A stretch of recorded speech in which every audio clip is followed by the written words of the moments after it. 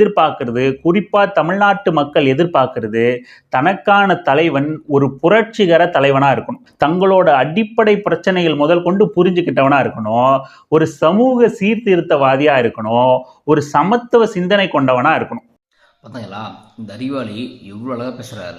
தமிழ்நாடு மக்கள் தனக்கான புரட்சிகரமான தலைவர் தேர்ந்தெடுப்பாங்க, தனக்காக பேசக்கூடிய தலைவன் தேர்ந்தெடுப்பாங்க அப்படின்னு சொல்கிறாரு.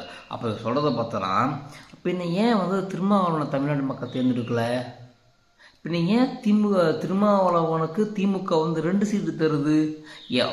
அதாவது எம்பி எலெக்ஷன் சரி 40 தொகுதிப்பா, அவங்க எங்கே அவங்க அதிகமாக இருக்காங்க அப்படின்னு சொல்லிட்டு 2 சீட்டு தராங்க.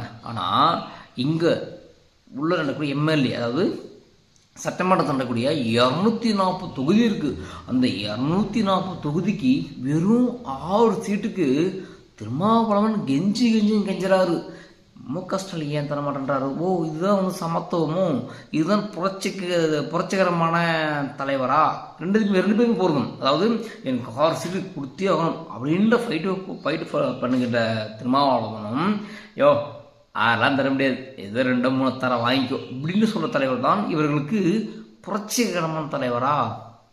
எனக்கு ஒன்றும் புரியல. சார் சொல்லுவார்.